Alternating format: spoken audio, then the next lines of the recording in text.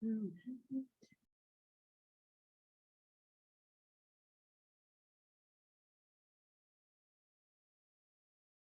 everybody who's just joining.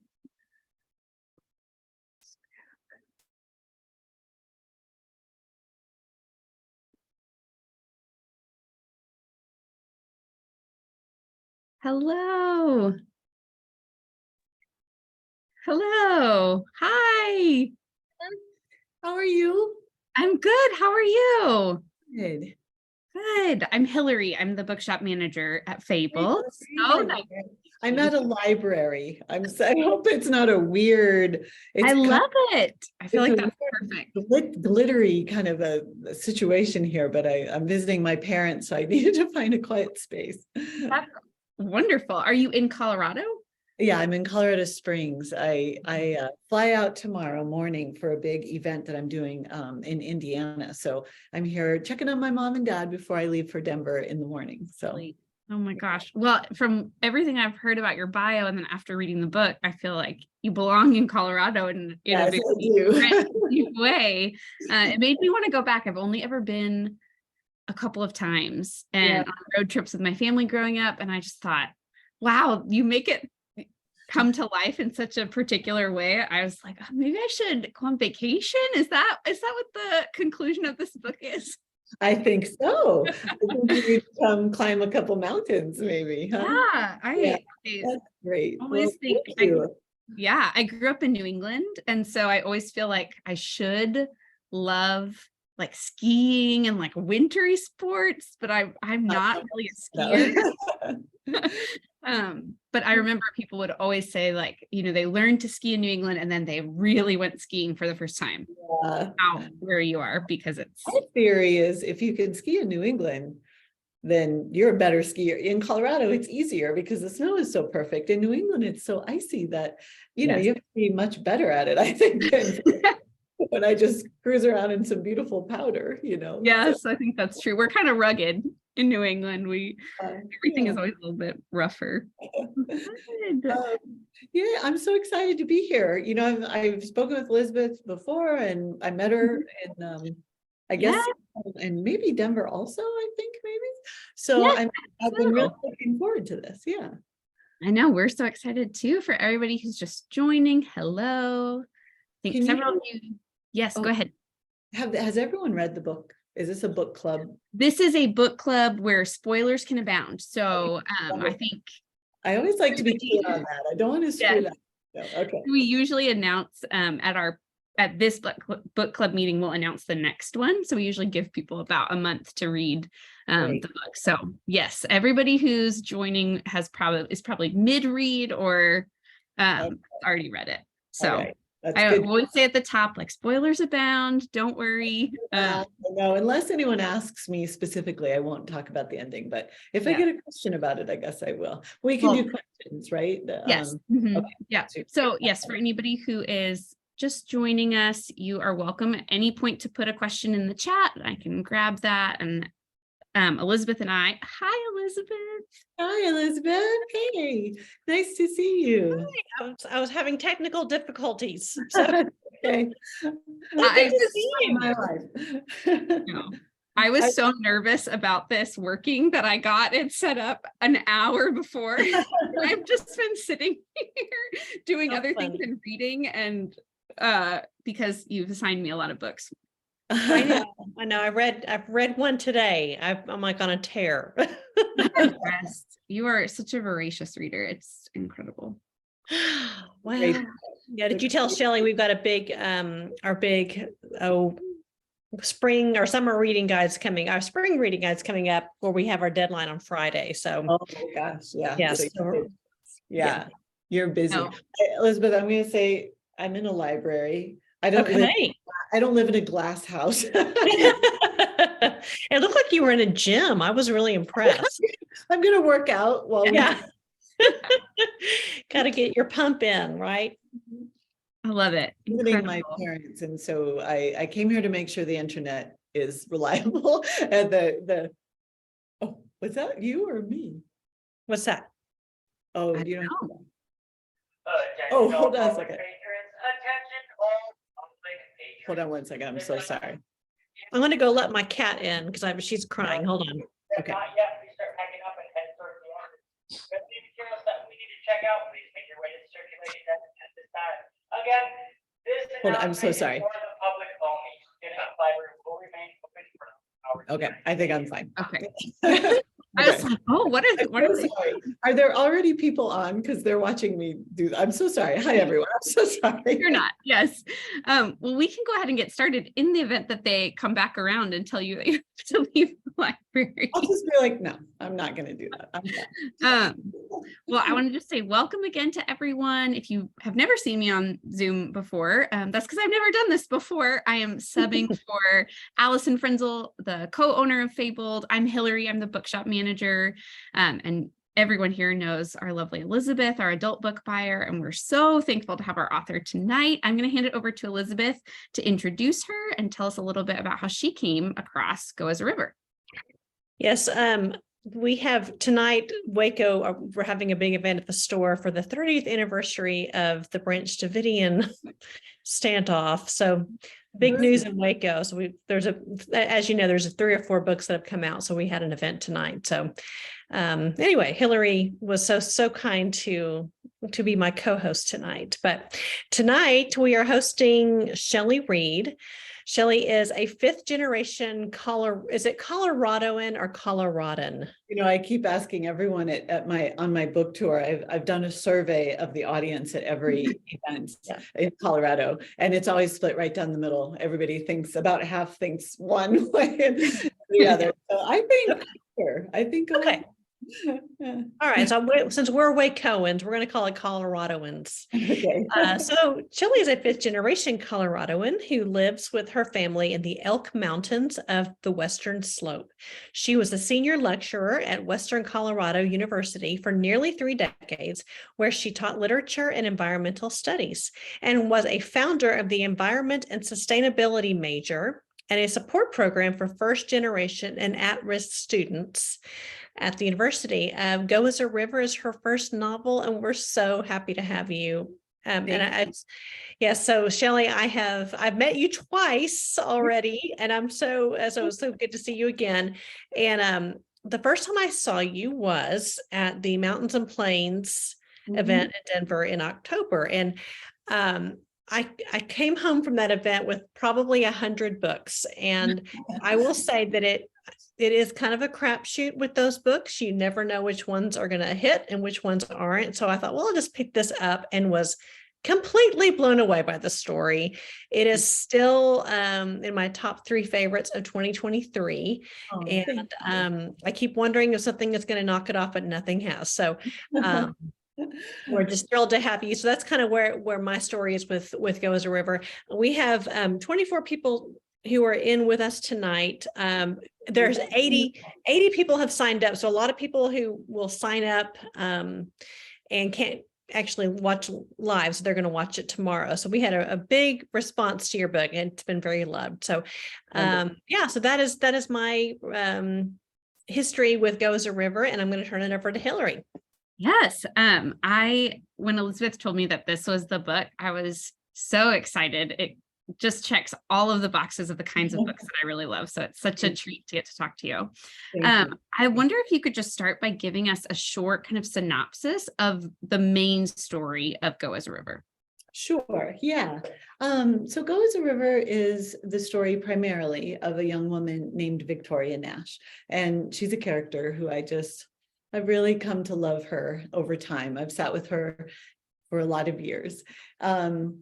Victoria Nash, when the novel opens, it's 1948. Victoria Nash is 17 years old, and she's a young woman growing up along the banks of the wild Gunnison River on the western slope of the Colorado Rockies. She lives on a farm with only the men that are left in her family after suffering the tragic loss of her mother and her aunt. And so she's she's the only female in a house full of men on a peach farm in the town of Iola, Colorado. And Iola was an actual town historically until it was evacuated and flooded in the 1960s in order to create Blue Mesa Reservoir, which is the largest reservoir in Colorado. And the book follows Victoria from 1948 to 1971 through a variety of extraordinary challenges and losses and difficult decisions. And we watch this young woman who really at the start of the book doesn't really have a sense of herself as a woman. She doesn't know her strength. She doesn't know her resilience until she really has to dig down and find it. So it's a novel of place and displacement. It's the wild landscapes and the natural world play a tremendous role. It's a love story in many ways, romantic love, but also love of the land and love of female friendship and certainly love of motherhood. And so I think kind of in a nutshell, it's really Victoria's story, but along the way, there are other characters who sort of help us understand those thematic concerns as well. And can you tell us the origin story for Go as a River? What really prompted you to begin writing Victoria's story? Gosh, it's I kind of have two answers to that in a way, because I have the actual first thing that I wrote about this book. And then I also have the honest answer to that is once I started conceiving of the character of Victoria, I just knew it was a story that I had to tell. So really the seeds of the story are rooted primarily in Victoria Nash and who she became in my imagination. But in a more precise way, some of you who have read it will remember around page 120 of the book, there's a scene when a mother deer comes shuffling out of the forest and Victoria is sitting in a meadow and she sees this deer, and then pretty soon one fawn comes shuffling out behind the mother doe, and then a second fawn who's much scrawnier and smaller than the first. And Victoria locks eyes with that mother doe. And there's such an empathy and a love that Victoria feels in her heart for this mother. And her overwhelming feeling is of concern, is of empathy around how are you going to keep those babies alive?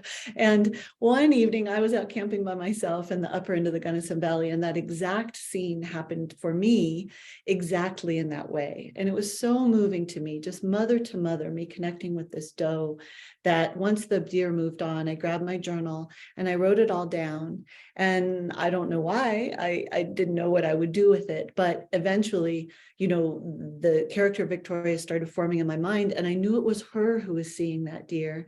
And then that story, really exactly as it happened, ended up in the novel, but not until sort of at page 120. But that's really where the novel began for me, is with that scene, and then imagining who is this viewer, who is this person connecting with this animal mother to mother, and that became the character of Victoria. So mysterious to me. I don't know how things like this really evolve in a creative mind.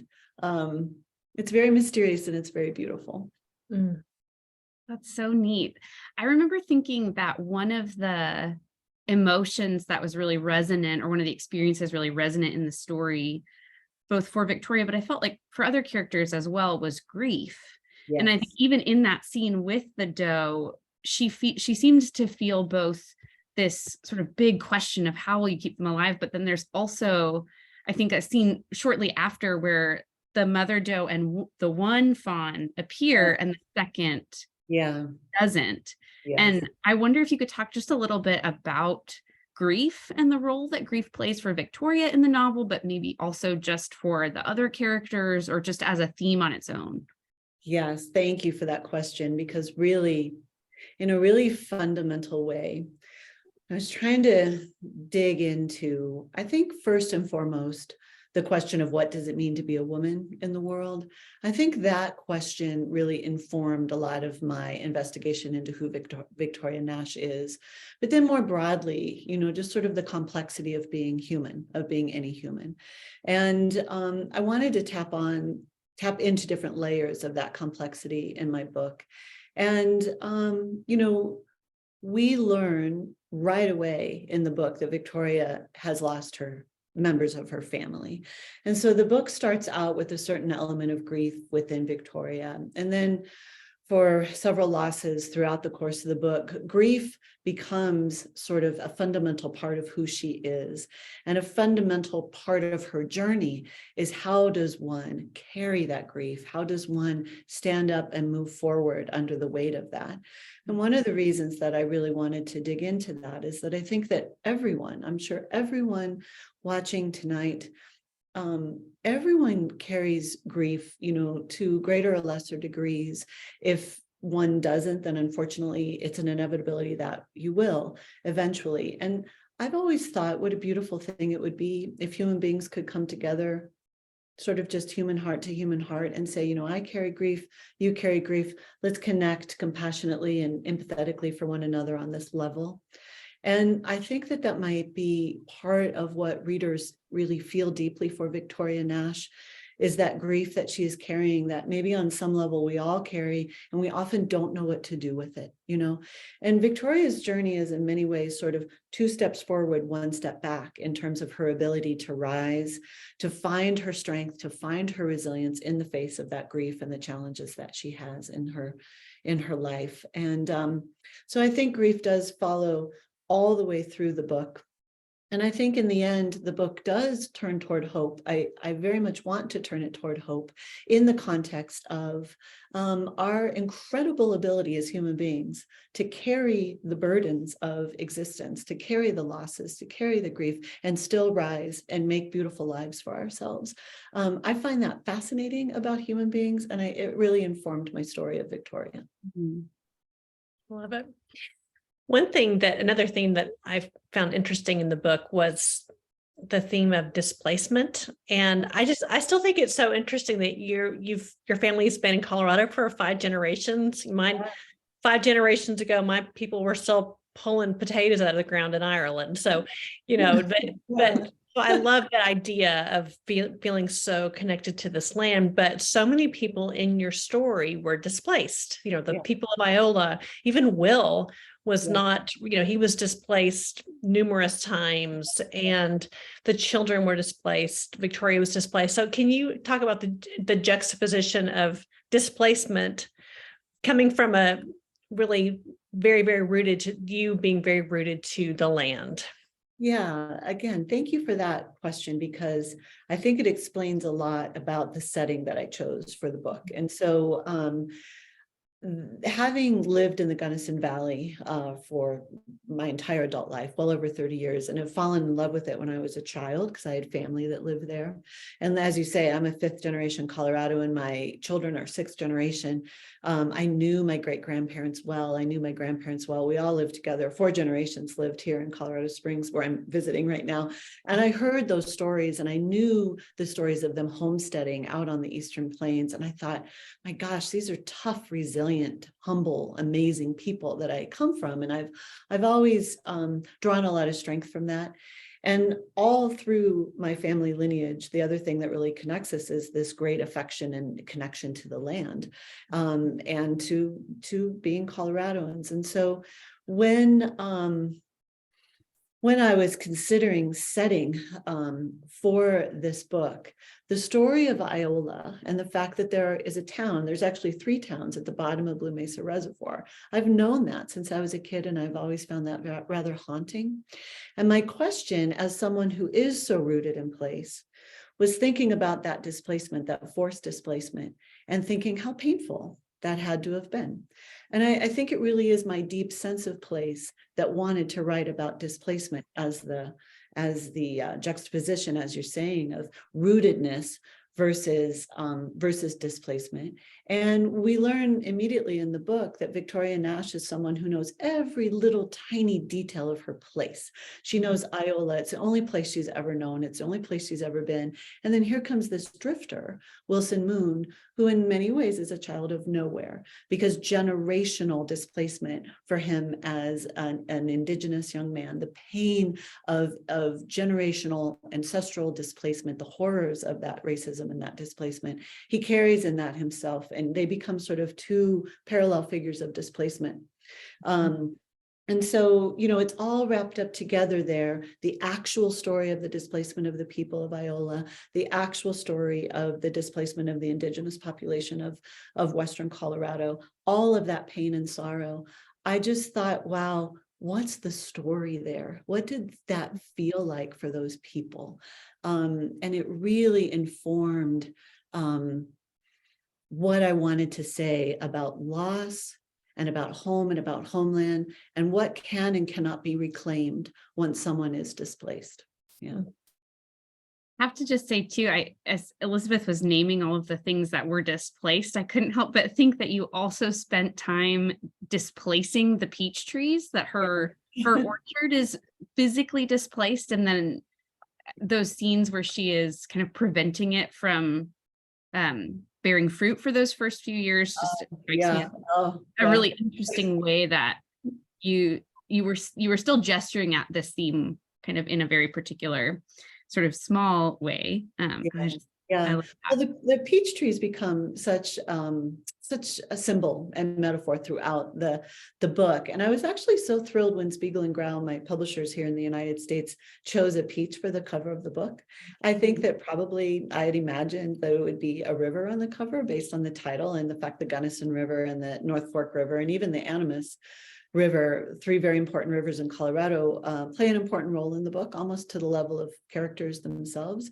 And then when Spiegel and Grau chose the peach, and then I talked about with my editor, Cindy Spiegel, about how for them, how important and prominent and unique and beautiful the symbolism of the peaches were all the way through, along these lines of displacement, along these lines of growth against the odds, along the lines of resilience in new soil, all of these beautiful things that had to do with Victoria's love of her ancestral peach farm.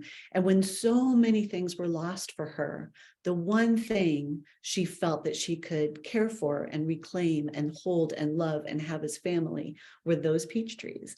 And so I really loved that that has kind of risen up in a place of primacy throughout the book. I learned a lot about peach growing while I was doing research.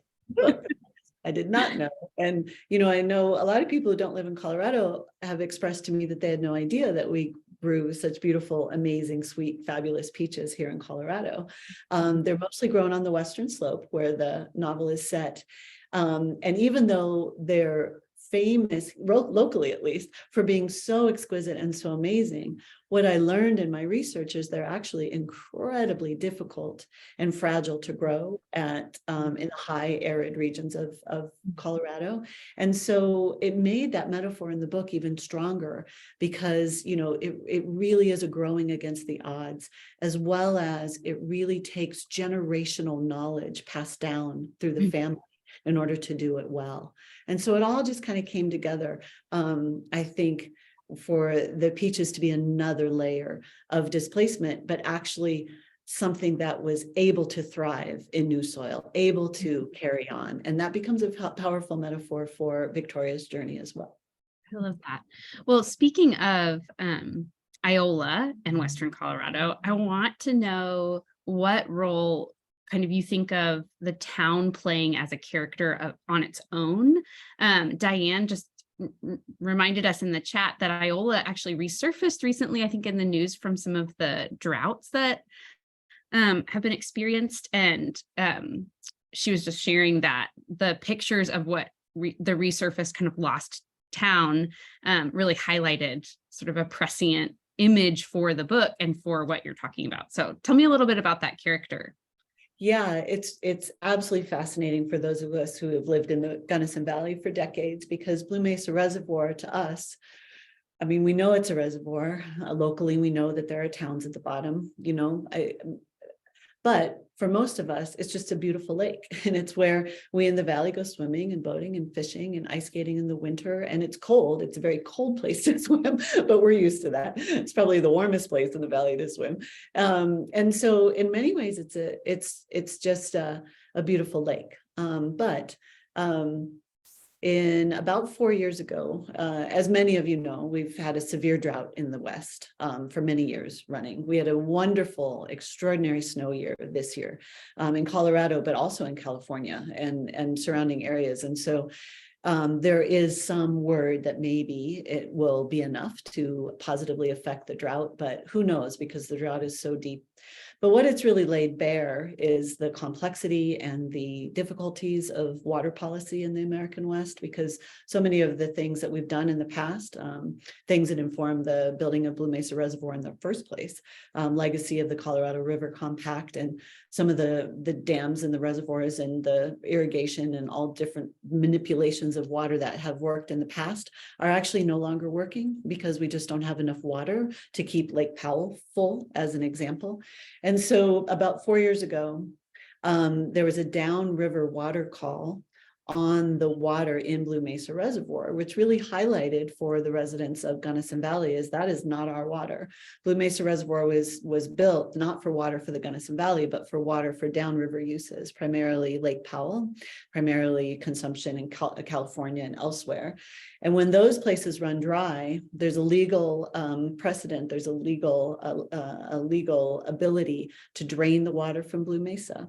So a few years ago, for the first time since 1965, when the reservoir was built, the town of Iola, the remnants of the town of Iola surfaced, as you say, for the first time since the year I was born. And so, and I think that it's something that no one ever thought that they would see.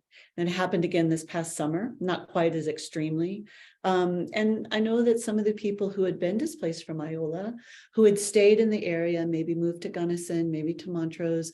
I've read some accounts of people who went and walked through those, the remnants of the town that had been under the river under the lake for 57 years, that they walked through, and it was so painful for them that they had to leave, And so I think the emerging of Iola reminds us of the history, that there was a town there, even though I didn't need to be reminded because I've been thinking so intensely about Iola for all of these years while I've been writing the book.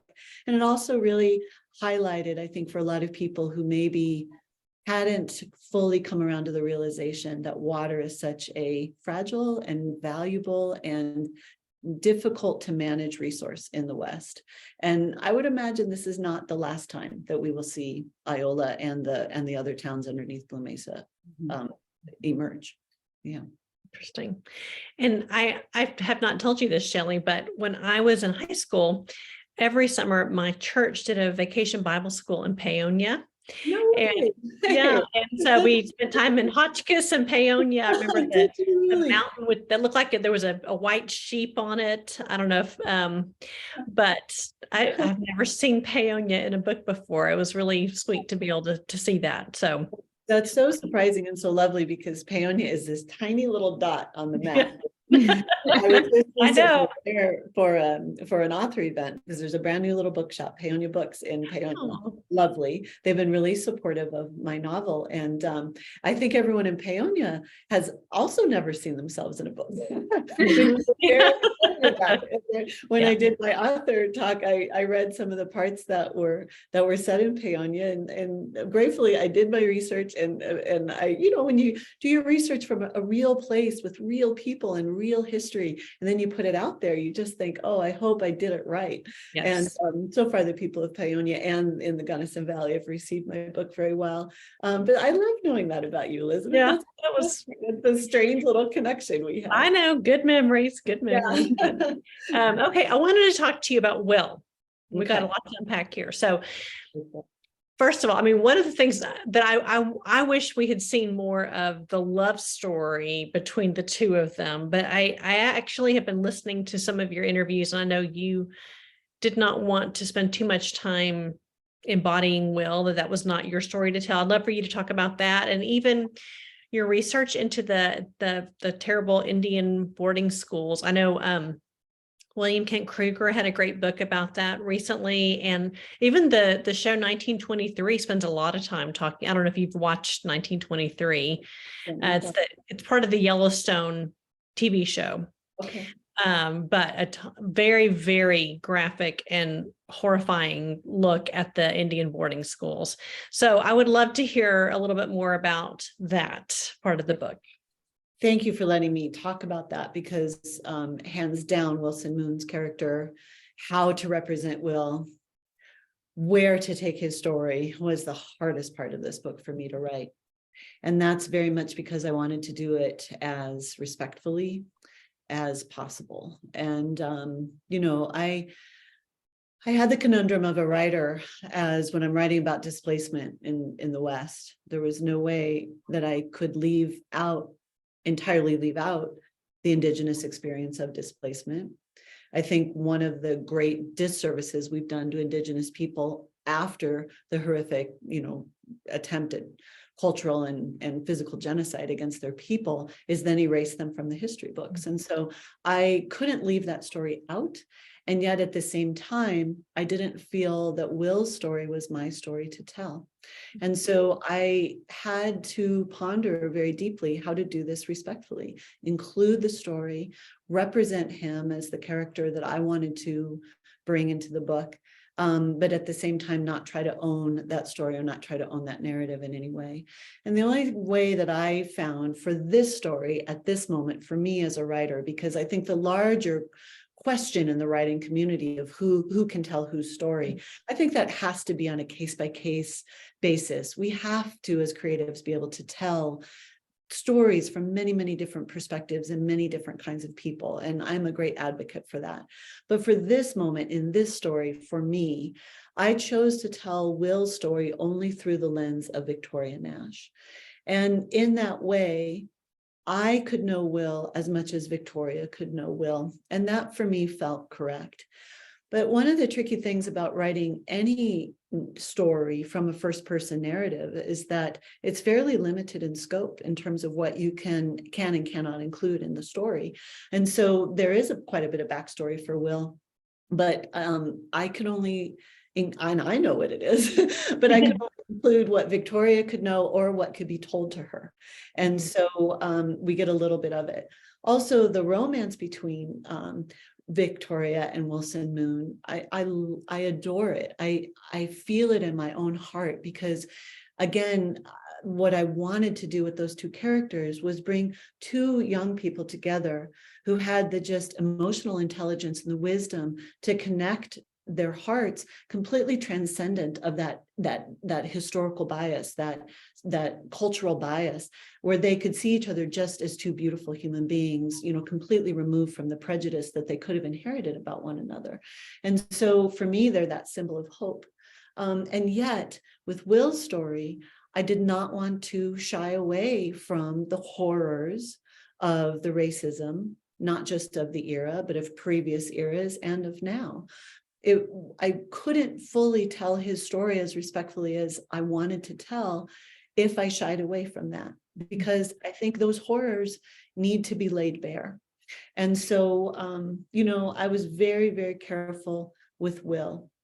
And, you know, Victoria then carries him throughout the rest of the book, even though we lose Will relatively quickly in the book. Like you said, I would have loved to carry on that romance, but in so many ways, because he's with her all the time, and he's with her in the wilderness, and he's with her in the new orchard in Paonia, and he's with her all the way to the end of the book. And, you know, she never turns toward another, oh, maybe I shouldn't say this. No, this is spoiler. This is spoiler. Okay, Spoilers abound. This is book club. Close your ears. I purposely don't turn her toward another romantic interest throughout the course of the book. I thought it was important to turn her toward other human beings because she's a very solitary character after she loses Will. Her best friends are her trees and her land, and that's beautiful and instructive and important, but she needs another human in her life. So I eventually turned her toward Zelda and eventually toward Inga. I wanted the other, when she finally turned to another human being, I wanted those to be women. I didn't want to turn her towards another romance, partially because she carries so much guilt and pain about Will, but also that she carries him so deeply in her heart. And so I guess for me, I feel like the romance does carry on all the way through the book. But that's kind of my explanation of why he was such a difficult character for me to write, and also that kind of why I ended their actual relationship when I did. I almost sometimes feel like I need to say I'm sorry to my readers for that, because Wilson Moon is such a divine, lovely human being. I absolutely adore him, but the realities of the vitriol that Will would have faced, not necessarily in Iola or the real town of Iola. There's no evidence that there was that level of racism, but I know that it was very prominent in our world and in the West at the time. And so I wanted to tell that story. So, and you did a wonderful job of that. And I know we deal so much with this, who tells whose stories, and I love how you handled it. So thank you. I think at the core it's about intention, and it's about respect. And I think it's also about a lot of research and knowing and trying as hard as you possibly can to understand other cultures, So thank you for that. It means a lot for me that you would see my efforts there. Yeah, thank you. Maybe changing gears just a little bit, though, you did mention kind of Victoria's time in the wilderness and Will being there. I understand that you like to do a lot of sort of solo camping and hiking. And I wonder, the wilderness for Victoria feels so formative for her, and maybe even especially because she is sort of in solitude. I wonder if there are connections there in the development of her character, and also your personal experiences in the wilderness, how those things come together. Oh, yes. When I say that Will was the most difficult part of the book to write, the wilderness setting was the easiest part of the book to write. I have spent an absolute lifetime immersed in wild landscapes in Colorado. I grew up so lucky that we were always camping, climbing big mountains, skiing. We were just immersed in it all the time. And then my whole adult life, like I said, is I live at 9,000 feet in the Colorado Rockies. Gunnison County is 90% public lands between BLM land, National Forest land, and wilderness. And it's a huge county, and it is vast wild places to get lost in, to get found in, to hike and climb 12 and 13 and 14,000 foot peaks. It is the most glorious place. And I am the happiest. I am the most settled. The world makes most sense to me. All of existence makes most sense to me when I am deep in the wilderness. I love it. And so I am out there by myself a lot. I'm out there with my husband and kids a lot, my brother. But I love to be out there by myself. It's where I do my deepest thinking. It's where I've done a lot of writing. I actually wrote a lot of this book out there on mountaintops and out camping alone and hiking, and really thinking about the book. And the details that I've collected over time, I'm a keen observer of the natural world. As you say, we follow Victoria. She learns a lot about herself and a lot about life and death in the forest, and about her strength in the forest. And that is absolutely, it's nice you picked up on that, because that is absolutely true for me as well. I think the most valuable lessons of my life have been learned on mountaintops and deeply immersed in wild places, where I really study that balance of life and death, and study a wisdom, participate in something that's so much greater and more eternal than myself. There's a real humility to that for me. And a combination of both empowerment and humility and constant instructions. The lessons I find in the natural world are the most valuable lessons. And so I find I'm getting a lot of response from readers that they really love the nature writing and the connection with the natural world in the book. And I love that so much, because if readers can come away from the book with a renewed sense of their own connection to the natural world, and it doesn't have to be a 14,000 foot peak for you as it is for me, or a wilderness area. It can be your backyard, or the birds are all coming back now because it's spring, or a walk in the park, or a stroll by a river. Attending to the details of the natural world can be a lifesaver. It really can be so enriching to our lives. And I love that I've been getting some feedback from readers that it's turning them back toward that love, that maybe some people get too busy or too urban or too whatever in their lives to honor. And, so thank you. Yeah. Thank you for that. No, I absolutely love books with nature as a character. And my idea of camping is, going to a hotel. So I'm always very, very impressed with people like you who can go out and do that solo, but I love reading about it. So I kind of am an armchair wilderness explorer. Well, I'm glad that I can bring you there. Yes. People have said, oh, this is like a love song to Colorado. That's one of the most beautiful phrases I've heard about my book. I thought, wow, I've always wanted to write a love song to Colorado. or it transports people to the wilderness or to Colorado. I am so grateful that I've been able to do that for people. Like really. the literature version of John Denver. Yeah. Oh gosh, you got to know, I was a child in Colorado in the 70s, out camping with the VW van and the 8-track tape of John Denver, my guitar. John Denver was a hero in my family. I know every word to every song. Me too. We need to have a sing-along. All we listened to growing up was John Denver on tape all over. Oh, I love that. He was just quintessential Colorado, and I know. We lost him the same time we lost Princess Diana. That was a rough month. And Mother Teresa, the three of them. And that was the same week my daughter was born. Actually, really? I lost those 3 people, and then my daughter was born. I thought there was something really powerful in that, actually. Yeah. Okay, I want to talk to you some about the effects of war on the men in this book. And I found that very fascinating. I mean, I feel like this is more of a female story, but these men the women are shaped by the men who are shaped by the war, I think. And, with her uncle during World War II, and then with her son, and even Inga's other son in the Vietnam War. Can you, and really even the thought of war versus the peace of nature. I mean, it's a very interesting concept to me in this book. Can you kind of talk about that a little bit?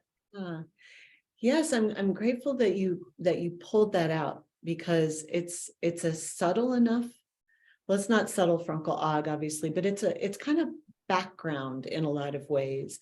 But you're so right about part of my commentary about, or part of my story I wanted to tell about being a woman in the world, is how affected we are by, especially of that era, by the men in our lives, and the function or dysfunction within those men ends up dictating for a young woman like Victoria in 1948 a tremendous amount. And then you have Inga later with this very dysfunctional husband.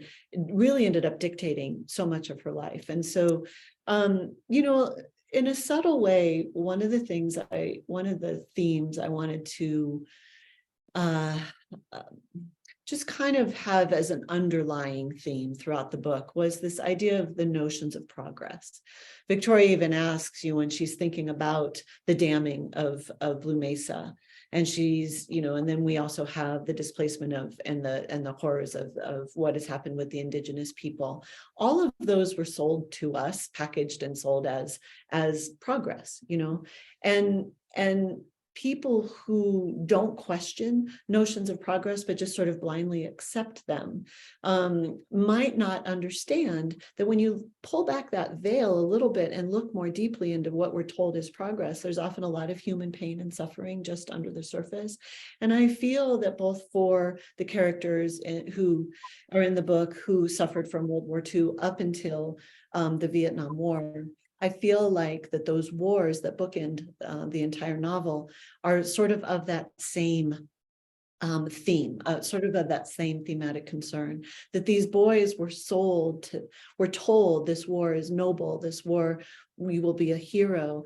And instead these wars broke these young men, And so it's not so much about what I like to do, both for my students when I was teaching and also as a novelist, is not tell you what to think by any means, but to lay it out for you and say, draw your own conclusions. Were there benefits and detriments to the building of Blue Mesa Reservoir? Of course there was. So I'll lay this out to you. Here's the pain, here's the progress. What do you think in the end was primary? here's why these young men went to war. Here's the pain that it caused inside of them. Here's the legacy of that pain as it is passed down into their families.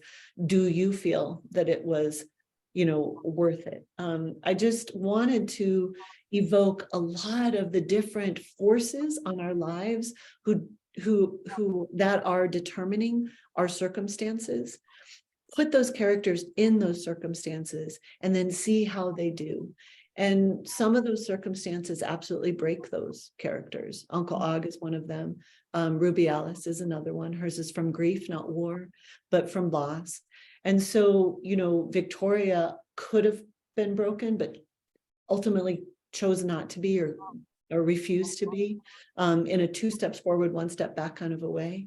And so I think all of those things, unpacking notions of progress and also an investigation of the forces on our lives that create the circumstances that we need to rise up and be able to carry, or they will break us. And both experiences are very human, I think. That's great. Well, it's hard to believe that I gotta choose I feel like I could keep talking to you for hours, but I would really love to know, because we've talked and I've seen in the chat a number of people talk about just the beauty of your writing itself. And so I wonder if you could, who are some of the authors or writers, maybe nature writers or other novelists that have really inspired you as you've been writing? Oh, yeah. I have a long history academically of studying literature. So both as an undergraduate, a master's student, and a PhD student. I have loved narrative and books my entire life. I've written since I was a little kid. I've been a voracious reader my entire life. And I really, as an academic, really thinking about every aspect of narrative, I had this huge, broad love. You would laugh how broad, because often in academia, people end up specializing. For me, I was like, I want to know everything. And so I have this huge, broad realm of influences that I love, that I've studied. And I feel like that even when I wasn't writing, this book took me a long time to write because I was teaching full time and raising my kids. Even when I wasn't writing, I was always reading. And I know that put inside of me like a deep sense of narrative. So, a lot of the classics, a lot of the best of global storytellers I carry with me. I also taught a lot of environmental history and literature and philosophy as a professor. And so I do love a lot of environmental writers. I often mention in these interviews that one of my absolute favorites is Terry Tempest Williams. She's a writer who's located in Utah, and very similar to my heritage. She's generationally of a Utah family, and she's a real advocate and a voice for wilderness and wilderness preservation. But the way she writes about the natural world is just exquisite. And then I have a quote from Annie Dillard that opens my book, and she is also a brilliant writer about nature. Mary Oliver is an extraordinary poet who evokes love of the natural world. She evokes beautiful descriptions of the natural world, but the things that strike, if anyone who's listening just has a deep love, like bedrock love for the natural world, Mary Oliver is your woman. It's just so honest in her. So, I literally could go on and on, but those 3 come to mind immediately as people that I would recommend. But there are some brilliant nature writers, both historically and also writing today, that I really do encourage people to pick up and read, because they have some very profound and important things to say about caring for and valuing the natural world. Yeah, I know in your acknowledgement, I always love to read those, and you just acknowledged the land and for the people who came before and the people who come. And anytime I'm driving in Colorado, I can't help but think about the indigenous and even people, and even cowboys and maybe riding on horses, and and I think now we have Victoria's story too. So it's just this imagining Oh, of people, an homage to people from the past. So we at Fabled will be cheering you on from here on out. We are huge fans for life. Gosh. And I just put this book into as many hands as possible because it is truly, in my opinion, it's a masterpiece. So thank you very much, Shelley. The support of the independent bookshops has made all the difference in the world. I love bookshop owners. I love bookshops. I appreciate all of you so much. And thank you for your support of my book from the beginning, Elizabeth. You have from the beginning. I knew I had at least one fan out there that was out there really supporting my book. So I cannot tell you how much that's meant to me on this whole long journey. So thank you very, very much. And as the person who has packed and shipped many of those copies that Elizabeth has hand sold, and I know to several of you as well. I think one of my favorite things is always hearing from the customers, like they write back to us, or they'll write to us on Instagram and they'll tell us like, this was really so exceptional. So thank you again. You've made us all dream come true for me. I can't even begin to express it. So thank you to all the readers out there. Thank you to both of you. It's just over the top. I'm so grateful. Wow. Well, and if you don't mind hanging on for just 1 minute, we'd like to introduce our next book club, and we also have an exciting thing to share. And I know Diane in our chat was encouraging us to not only have an online every month this author event, but we would like to open it up and have sort of a book club via the telephone. So people who like to tune into this can also chat and talk amongst themselves. So we have now set up an app. It's on Discord. And I think, Hillary, do you want to just dropped an invitation to you all in the chat? If you are watching this after the fact, all of the links will be in the email that we send you with this recording as well. So don't worry, it looks like everything you need. Yeah, it looks like this. I don't know if you can see it, but there's two hashtags under Fabled Book Club. One is Go as a River. So anyone who wants to talk about that, we can talk about it there. And it's wonderful because if there's something spoilery, you can actually hide it so people can choose to undo it. So that's kind of fun. And then the next book that we're going to do is also on there. And that book is called Generations by Jean Twenge. This is a nonfiction book that really explores how every generation alive today, I think there's 5 or 6 generations alive today, how they tick, who are influential people in each generation. It really has made me appreciate my coworkers more, my children more, my parents more. It is a fantastic book, and I cannot wait to talk to the author about that. So so you can pick up the book. They just came in. We got a ton of copies today at Fabled. So please pick up that book and sign up for Discord. I'm going to be on here. I'm going to be monitoring it all the time. So I'm look forward to hearing what everyone thought about Go as a River and Generations next. So again, thank you for joining us tonight. Shelley, we love you. Yes. We love our book club, and we will see you next month. Take Wonderful. Thank you all so much. I love you right back. All right, we'll see you. Bye. All right, you take care. Bye-bye. Thank you. Bye.